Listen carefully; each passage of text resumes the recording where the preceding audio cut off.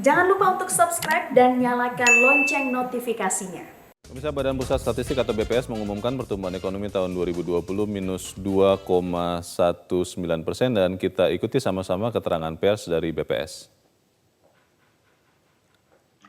Dengan memperhatikan berbagai catatan peristiwa tersebut, maka perekonomian Indonesia berdasarkan besaran PDB triwulan keempat tahun 2020 atas dasar harga berlaku adalah sebesar 3.929 triliun, atas dasar harga konstan adalah sebesar 2.709 triliun.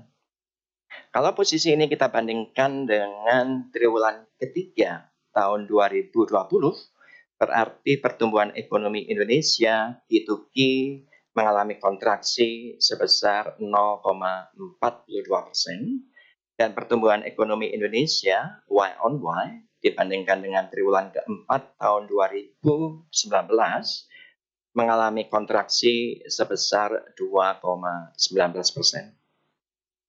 Secara kumulatif, pertumbuhan ekonomi Indonesia pada tahun 2020 dibandingkan dengan tahun 2019 mengalami kontraksi sebesar 2,07%.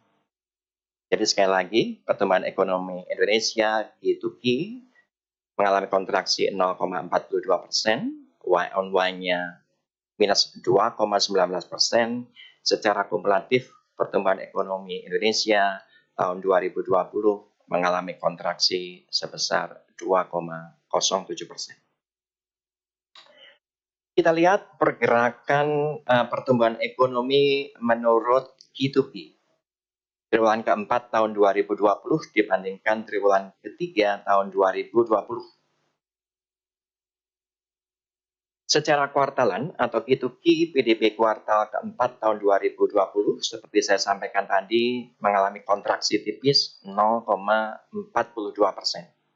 Jadi kalau kita lihat pergerakan pertumbuhan ekonomi secara triwulanan, setiap triwulan keempat pertumbuhan ekonomi Indonesia mengalami pertumbuhan yang negatif karena beberapa hal, misalnya saja yang paling nyata karena masalah musiman untuk sektor pertanian, di mana puncak musim panennya sudah jatuh di triwulan kedua dan tiga, dan triwulan keempat mengalami penurunan, sehingga sektor pertanian selalu mengalami kontraksi di triwulan keempat.